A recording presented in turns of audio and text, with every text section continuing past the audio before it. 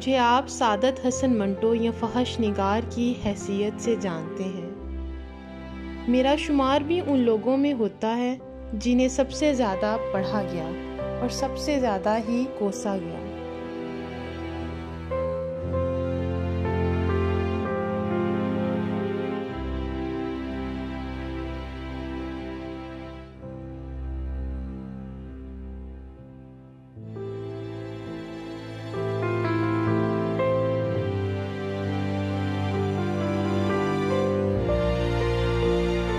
शहरे खामोशां च दफन सादत हसन मंटो अपने अंदर एक समंदर सी। उन्हां दा लिखिया एक शब्द हिंदुस्तान दे लोकां दे दिलां नूं चीर करदा सी। हर वड्डे लिखारी नूं कदरो कीमत ओदे मरण तों बाद मिलदी है। मंटो नूं भी लोकां ने ओदी मौत तों बाद जानना शुरू कीता। मंटो दे मरण तों बाद ओदियां लिखियां तहरीरां जिन्हां नूं लोकी फहश आंदे सन ओदे ते फिल्मां बननियां शुरू हो गईयां।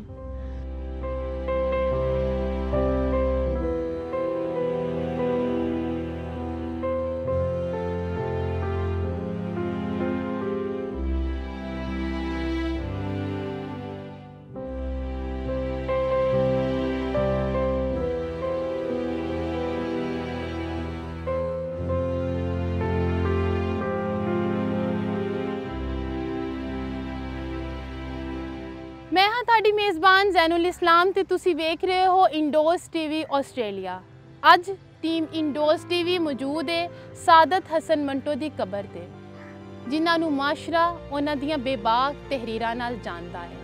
नाजरीन, सादत हसन मंटो बरे सगीर पाको हिंद दा ओ नां है जिन्हां ने रंग, नस्ल, मजहब ते फिरके तो हट के माशरे दियां बेबाक हकीकतां नूं खोल के बयान किया। सादत हसन मंटो एक लिखारी नहीं सी, उन्हें अपने कलम नाल माशरे दियां तलख हकीकतां नूं इंज कलमबंद किया कि माशरा शर्म नाल मुँह थल्ले कर लैंदा सी। लाहौर दे मियानी साहब कब्रस्तान दे विच सादत हसन मंटो ने ही एक अहद दफन है, जेड़ा दफन हो के भी जिंदा है।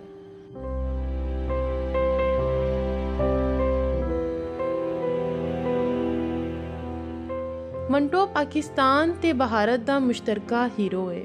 तकसीमे हिंद ते उत्ते उन्हां दा लिखिया गया अफसाना टोबा टेक सिंह तकसीम दी तकलीफ ते करब दी एक जिंदा दास्तान है। मंटो हर वो फर्द है जिहड़ा सोचता है। मैं भी मंटो हाँ, तुसी भी मंटो हो। जिहड़ा बंदा भी अपने इर्द गिर्द ते नज़र रखदा है, उहदे ते सोचदा है ते उहदी बेहतरी चाहता, वो मंटो।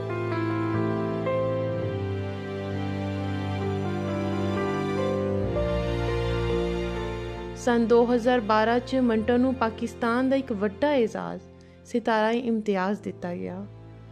मंटो दियां तहरीरां दी तादाद ओदी ज़ात दी तरह वसी सी। अफसाना ठंडा गोश्त होए या गंजे फरिश्ते, आतिश पारे होन या स्याह हाशिया, सड़क किनारे होए या पर्दे के पीछे, मंटो दा लिखिया एक लफ्ज़ मोती सी। मैं ज़ाती तौर पर समझना मंटो का अगर मुजस्मा नहीं भी बना देना तो कम अज़ कम उनकी लफ्ज़ों की कदर जरूर होनी चाहिए। और वो लफ्ज़ों की कदर इंज है कि अज भी जेड़े बंदे ने मंटो नूं हथ नहीं लाया, जिन्हें वो किताब खोल के नहीं वेखी, जेड़े बंदे ने मंटो के 2 लफ्ज़ नहीं पढ़े, वो पहला तासुर देगा कि वो फाशी वो अफसाने।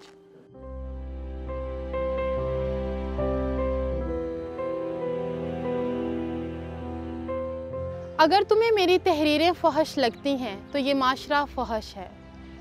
ज़माने दियां तलखियां नूं अपने कलम दे नाल हकीकत दा रूप देने वाले सादत हसन मंटो तकसीमे हिंदुस्तान तो पहला 11 मई 1912 च भारत दे एक कस्बे समड़ियाल च पैदा हुए।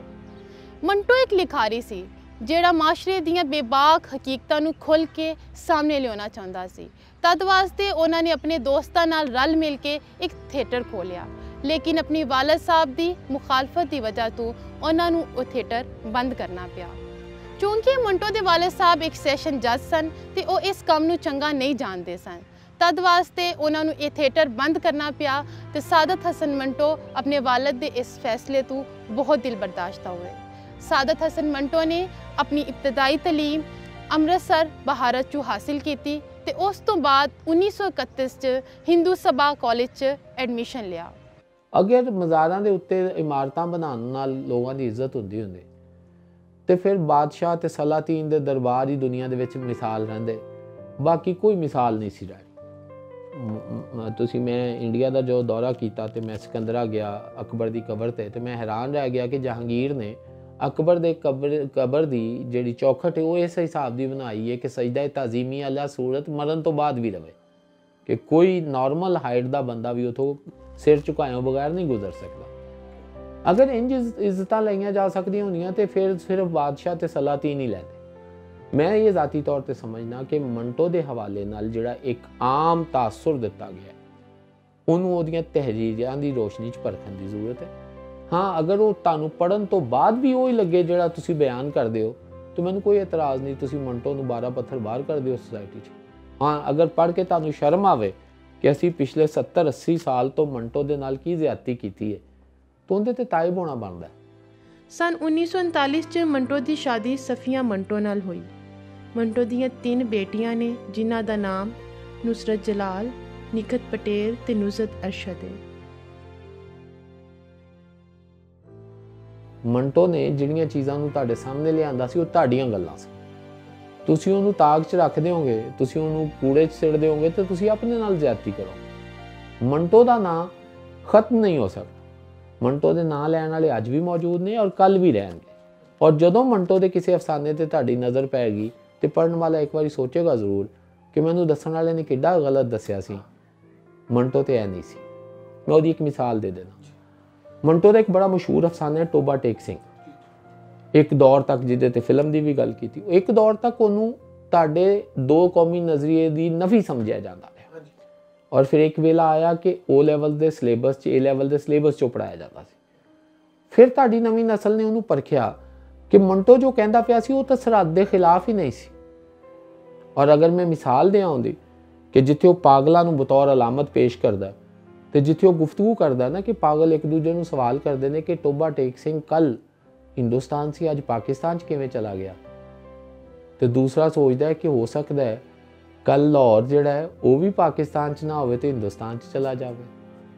तो यह भी की औखा है कि सारा हिंदुस्तान ही पाकिस्तान बन जाए तो सारा पाकिस्तान ही हिंदुस्तान होवे। लाहौर दे नाल मंटो नूं इश्क सी।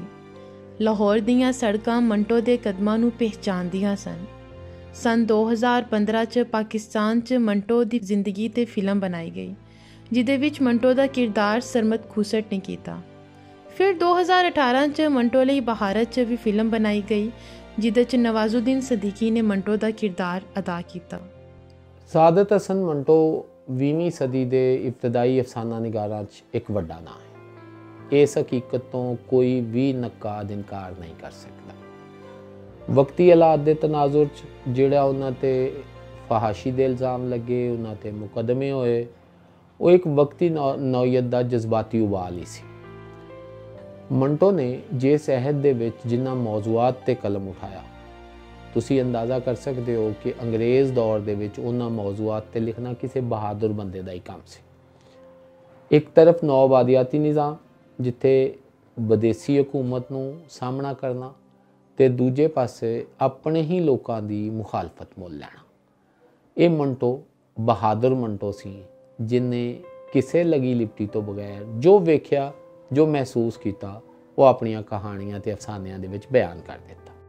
सादत हसन मंटो ने अपनी इब्तदाई तलीम बहारत दे स्कूल अमृतसर चों हासिल की ते फिर उन्हें 1931 च हिंदू सभा कॉलेज च एडमिशन लिया।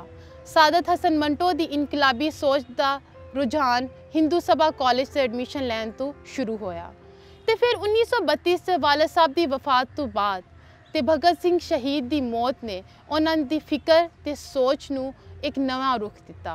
सादत हसन मंटो ने अपने करियर का आगाज़ भी अदब तो किया जदों उन्होंने विक्टर ह्यूगो के ड्रामे का उर्दू तर्जमा किया सी। सादत हसन मंटो एक सोच ते एक फिक्र का नाम सी। उन्होंने अपनी पहली कहानी तमाशा जलियांवाला बाग लिखी जिन्हों एक 7 साल का बच्चा वेंदा है। 1934 'ਚ ਉਹਨਾਂ ਨੇ ਅਲੀਗੜ੍ਹ ਯੂਨੀਵਰਸਿਟੀ 'ਚ ਐਡਮਿਸ਼ਨ ਲਿਆ ਤੇ ਉਹਨਾਂ ਦੀ ਮੁਲਾਕਾਤ ਇੱਕ ਕਮਿਊਨਿਸਟ ਉਸਤਾਦ ਨਾਲ ਹੋਈ, ਜਿਨ੍ਹਾਂ ਨੇ ਇਹਨਾਂ ਦੀ ਸੋਚ ਤੇ ਤਹਿਰੀਰਾਂ ਨੂੰ ਇੱਕ ਨਵਾਂ ਰੁਖ ਦਿੱਤਾ। ਤੇ ਉਹਨਾਂ ਨੇ ਆਪਣੀ ਦੂਜੀ ਕਹਾਣੀ ਇਨਕਲਾਬ ਪਸੰਦ ਲਿਖੀ ਤੇ ਇੰਜ ਲਿਖਣ ਦਾ ਸਿਲਸਿਲਾ ਵੱਧਦਾ ਗਿਆ। ਮੁਆਸ਼ਰੇ ਦੀ ਨਕਬ ਕਸ਼ਾਈ ਕਰਨ ਵਾਸਤੇ ਸਾਦਤ ਹਸਨ ਮੰਟੋ ਤੇ ਇਹ ਇਲਜ਼ਾਮਾਤ ਵੀ ਲੱਗਦੇ ਸਨ ਕਿ ਉਹਨਾਂ ਨੇ ਮੁਆਸ਼ਰੇ ਦੀ ਬੇਬਾਕ ਹਕੀਕਤਾਂ ਨੂੰ ਬਹੁਤ ਖੁੱਲੇ ਡੁੱਲੇ ਅਲਫਾਜ਼ 'ਚ ਬਿਆਨ ਕੀਤਾ। ਉਹਨਾਂ ਦੀਆਂ ਬਹੁਤ ਜਿਹੀਆਂ ਤਹਿਰੀਰਾਂ ਤੇ ਕਹਾਣੀਆਂ ਜਿਵੇਂ ਉਲਟੀ ਸ਼ਲਵਾਰ ਤੇ ਠੰਡਾ ਗੋਸ਼ਤ ਦੀ ਵਜ੍ਹਾ ਤੋਂ ਉਹਨਾਂ ਨੂੰ ਅਦਾਲਤ ਦੇ ਚੱਕਰ ਵੀ ਕੱਟਣੇ ਪਏ। 18 ਜਨਵਰੀ ਸਨ 1955 ਉਰਦੂ ਅਦਬ ਲਈ ਤੇ ਮਾਸ਼ਰੇ ਨੂੰ ਇੱਕ ਵੱਡਾ ਨੁਕਸਾਨ ਸਹਿਣਾ ਪਿਆ, ਜਿਹਦਾ ਅਜ਼ਾਲਾ ਕਦੀ ਵੀ ਪੂਰਾ ਨਾ ਹੋ ਸਕੇਗਾ।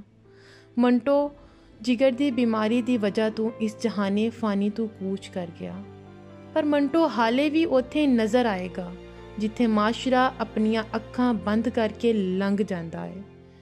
ਮੰਟੋ ਵਰਗਾ ਬੇਬਾਕ ਲਿਖਾਰੀ ਉਹਨੂੰ ਉਂਝ ਹੀ ਲਿਖੇਗਾ ਜਿੱਦਾਂ ਦਾ ਮਾਸ਼ਰਾ ਹੈ।